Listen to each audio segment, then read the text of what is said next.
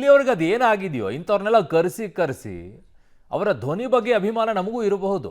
ಆದರೆ ಈ ರೀತಿಯಾಗಿ ಮಾತನಾಡಬೇಕಾದ್ರೆ ಇಂಥವ್ರನ್ನ ಏನು ಮಾಡ್ಬೇಕು ಹೇಳಿ? ಆ ರಾಜ್ಯದ ಬಗ್ಗೆ ಅಲ್ಲಿರುವಂಥವ್ರ ಬಗ್ಗೆ ಮಾತನಾಡೋದಿಲ್ಲ ಅವರು. ಇಲ್ಲಿ ಬಂದು ಪುಂಗಿ ಊದ್ಕೊಂಡು ಹೋಗ್ತಾರೆ. ಕನ್ನಡ ಹಾಡು ಕೇಳಿದ್ರೆ ಸೋನು ನಿಗಮ್ಗೆ ನಖಶಿಖಾಂತ ಉರಿ ಅಂತ, ಕನ್ನಡ ಹಾಡಿಗೆ ಬೇಡಿಕೆ, ಉಗ್ರರ ದಾಳಿಗೆ ಹೋಲಿಕೆ ಅಂತ ಗಾಯಕ ಸೋನು ನಿಗಮ್ ವಿವಾದಾತ್ಮಕ ಹೇಳಿಕೆಯನ್ನ ಕೊಟ್ಟಿರೋದು. ಕನ್ನಡ ಅಂತಿರಲ್ಲ, ಇದಕ್ಕೆ ಉಗ್ರರ ದಾಳಿ ಆಗಿದ್ದು ಅಂತಾರೆ. ಪಹಲ್ಗಾಮ್ನಲ್ಲಿ ಭಯೋತ್ಪಾದಕರ ದಾಳಿ ಆಗಿದ್ದೇ ಇದಕ್ಕೆ. ಖಾಸಗಿ ಕಾರ್ಯಕ್ರಮದಲ್ಲಿ ಸೋನು ನಿಗಮ್ ವಿವಾದವನ್ನ ಹುಟ್ಟು ಹಾಕಿತ್ತು. ನಾಲಿಗೆ ಹರಿಬಿಟ್ಟಿದ್ದಾರೆ ಸೋನು ನಿಗಮ್. ಎಲ್ಲೆಡೆ ಆಕ್ರೋಶ ವ್ಯಕ್ತವಾಗ್ತಾ ಇದೆ.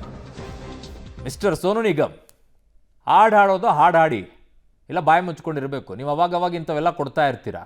ನಿಮ್ಮ ಉದ್ದೇಶ ದೇಶ ಎಲ್ಲ ಒಂದಾಗಬೇಕು, ಒಂದೊಂದು ರಾಜ್ಯ ಅಂತ ಕಿತ್ತಾಡಬಾರ್ದು ಅಂತ ಹೇಳಿದ್ರಲ್ಲ.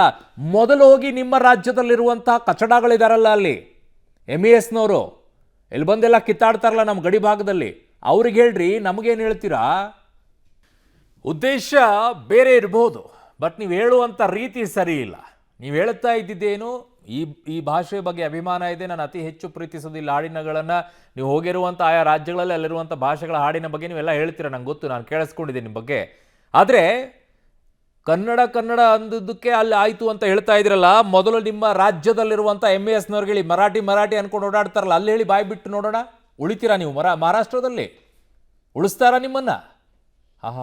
ಏನ್ರಿ ಮಾತಾಡ್ತೀರಾ? ನೀವು ಹೇಳೋವಂಥ ರೀತಿ ಸರಿ ಇಲ್ಲ, ಉದ್ದೇಶ ಸರಿ ಇರ್ಬೋದು. ಅಂದರೆ ಭಾಷೆ ಕಿತ್ತಾಡಬೇಡ್ರಪ್ಪ, ಒಂದಾಗಿ ನಿಂತ್ಕೊಳ್ಳಿ ದೇಶ ಅನ್ನೋದನ್ನ ಹೇಳಬೇಕಾಗಿದ್ದನ್ನ ಈ ರೀತಿಯಾಗಿ ಹೇಳೋದಲ್ಲ. ಸೋನು ನಿಗಮ್ ವಿರುದ್ಧ ಈಗ ಕನ್ನಡ ಪರ ಸಂಘಟನೆಗಳು ಸಿಡಿದೆದ್ದಿವೆ. ಗಾಯಕ ಸೋನು ನಿಗಮ್ ವಿರುದ್ಧ ಕರವೇ ನಾರಾಯಣಗೌಡರು ಕಿಡಿಕಾರಿದ್ದಾರೆ. ಸೋನು ನಿಗಮ್ ಒಬ್ಬ ಅಯೋಗ್ಯ ಅಂತ ಹೇಳಿದ್ದಾರೆ. ಸೋನು ನಿಗಮ್ ಬೆಳೆಸಿದ್ದೇ ಕನ್ನಡಿಗರು, ಯಾರನ್ನು ಬೆಳೆಸಲ್ಲ, ಸುಮ್ಮನೆ ಇರ್ರಿ. ಈ ನೆಲದಲ್ಲಿ ಬೆಳೆದ ಗಾಯಕ ಸೋನು ನಿಗಮ್. ಹಿಂದಿ ಸಿನಿಮಾಗಳಲ್ಲಿ ಅವಕಾಶಗಳೇ ಇರಲಿಲ್ಲ, ಆಗ ಕನ್ನಡ ಭಾಷೆಗಳಲ್ಲಿ ಅವ್ರಿಗೆ ಅವಕಾಶವನ್ನು ನೀಡಲಾಯಿತು. ಇನ್ನು ಮುಂದೆ ಕನ್ನಡದ ಸಿನಿಮಾಗಳಲ್ಲಿ ಹಾಡುವಂತಿಲ್ಲ ಅಂತ ಹೇಳಿದ್ದಾರೆ. ಈ ನೆಲದಲ್ಲಿ ಹೇಗೆ ಹಾಡ್ತಾರೋ ನೋಡೋಣ ಅನ್ನುವಂಥ ಮಾತನ್ನ ಈಗ ನಾರಾಯಣಗೌಡರು ಮಾತನಾಡಿದ್ದಾರೆ. ಹಿಂದಿ ಗಾಯಕ ಹಿಂದಿಯಲ್ಲಿ ಅಂತ ಯಶಸ್ಸನ್ನು ಕಾಣದಂಥ ಸಂದರ್ಭದಲ್ಲಿ ಕನ್ನಡಿಗರು ಆತನನ್ನ ಬಾಚಿ ತಬ್ಬಿದ್ರು. ಆತನನ್ನು ಒಂದು ರೀತಿ ನಮ್ಮವನೇ ಆತ, ಕನ್ನಡಿಗ ಅನ್ನೋ ಥರ ಆತನನ್ನು ಮಾತನಾಡಿಸ್ತಾ ಇದ್ರು, ಆತನನ್ನು ಭಾವಿಸ್ತಾ ಇದ್ರು. ಆತನ ಹಾಡುಗಳನ್ನು ತುಂಬ ಇಷ್ಟದಿಂದ ಖುಷಿಯಿಂದ ಕೇಳ್ತಾ ಇದ್ರು.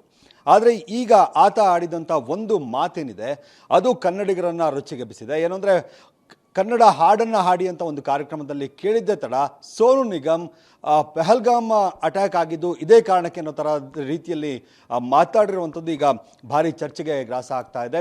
ಇದಕ್ಕೆ ಸಂಬಂಧಪಟ್ಟಂತೆ ಕರವೇ ನಾರಾಯಣಗೌಡರು ಕೂಡ ಆಕ್ರೋಶವನ್ನು ಹೊರಹಾಕಿದ್ದಾರೆ ಸಾಮಾಜಿಕ ಜಾಲತಾಣದಲ್ಲಿ. ಈಗ ನಮ್ಮ ಜೊತೆಗೆ ಕರವೇ ನಾರಾಯಣಗೌಡರೇ ಇದ್ದಾರೆ, ಅವ್ರನ್ನ ಮಾತನಾಡಿಸ್ತಾ ಹೋಗ್ತೀನಿ. ಸರ್, ಮೊದಲಿಗೆ ಆ ವಿಡಿಯೋ ನೋಡಿದ ಕೂಡಲೇ ನಿಮ್ಗೆ ಏನು ಅನಿಸ್ತು ಸರ್? ಯಾವ ಕನ್ನಡಿಗರು ಸೋನಾ ನಿಗಮ್ ಅವ್ರನ್ನ ಕನ್ನಡದಲ್ಲಿ ಈ ರಾಜ್ಯದಲ್ಲಿ ಬೆಳೆಸಿರೋ,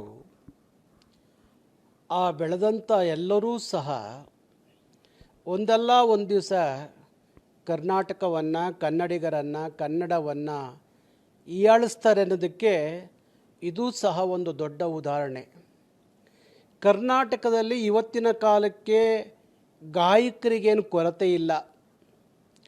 ತುಂಬ ಜನ ಸೋನಾ ನಿಗಮ್ಗಿಂತಲೂ ಚೆನ್ನಾಗಿ ಹಾಡುವಂಥ ಗಾಯಕರು ಇವತ್ತು ಕರ್ನಾಟಕದ ನೆಲದಲ್ಲಿದ್ದಾರೆ. ಆದರೂ ಸಹ ಭಾರಿ ಹೃದಯ ಶ್ರೀಮಂತಿಕೆಯನ್ನು ಇಟ್ಕೊಂಡಂಥ ಕನ್ನಡಿಗರು ಯಾರೇ ಬಂದು ಕನ್ನಡದಲ್ಲಿ ಹಾಡ್ತೀವಿ ಎಂದಾಗ ಅವರಿಗೆ ಹೆಚ್ಚು ಸಹಕಾರ ಕೊಟ್ಟು ಅವ್ರನ್ನ ಕರ್ನಾಟಕದಲ್ಲಿ ಕನ್ನಡದಲ್ಲಿ ಬೆಳೆಸುವಂಥ ಕೆಲಸ ಮಾಡ್ತಾರೆ. ಅದರೊಳಗೆ ಸೋನಾ ನಿಗಮ್ ಅವರು ಒಬ್ಬರು. ಸುಮಾರು ಹೆಚ್ಚು ಕಡಿಮೆ 100 ಸಿನಿಮಾಗಳಲ್ಲಿ ಹಾಡುಗಳನ್ನು ಹಾಡಿದಂಥದ್ದು.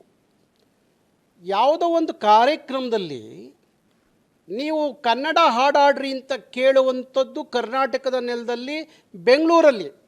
ನಾನು ಕನ್ನಡಿಗರು ಹೋಗಿ ಮಹಾರಾಷ್ಟ್ರದಲ್ಲೋ ಇಲ್ಲ ಗುಜರಾತಲ್ಲೋ ಇಲ್ಲ ಇನ್ಯಾವುದೋ ಭಾಗದಲ್ಲಿ ಕೇಳಿದ್ದಲ್ಲ. ಬೆಂಗಳೂರಿನ ಒಂದು ಕಾಲೇಜಿನ ಕಾರ್ಯಕ್ರಮದಲ್ಲಿ ಕನ್ನಡ ಹಾಡಿ ಅಂತ ಕೇಳಿದ್ರೆ ಕಾಶ್ಮೀರದಲ್ಲಿ ನಡೆದಂಥ ಘಟನೆಯನ್ನು ಆ ಸಂದರ್ಭ ಹೋಲಿಕೆ ಮಾಡಿಕೊಂಡು ಕನ್ನಡ ಅಂದಿದ್ದಕ್ಕೆ ಕಾಶ್ಮೀರದಲ್ಲಿ ಹಂಗಾಗಿದ್ದು ಅಂತ ಹೋಲಿಕೆ ಮಾಡುವಂಥದ್ದನ್ನು ನೋಡಿದಾಗ ಆ ಭಯೋತ್ಪಾದಕರಿಗೆ, ಆ ಕ್ರಿಮಿನಲ್ಗಳಿಗೆ, ಆ ಪಾತಕಿಗಳಿಗೆ ಕನ್ನಡಿಗರನ್ನ ಹೋಲಿಕೆ ಮಾಡ್ತೀರಿ, ಕನ್ನಡವನ್ನು ಹೋಲಿಕೆ ಮಾಡ್ತೀರಿ ಅಂದರೆ ನಿಮ್ಮಂಥವ್ರನ್ನ ಕರ್ನಾಟಕ ಪೊಲೀಸ್ ಇಲಾಖೆ ಮುಲಾಜಿಲ್ದಲೇ ಕ್ರಮ ತಗೋಬೇಕು, ಅವ್ರ ಮೇಲೆ ಕೇಸ್ ರಿಜಿಸ್ಟ್ರು ಮಾಡಬೇಕು. ಯಾಕೆಂದರೆ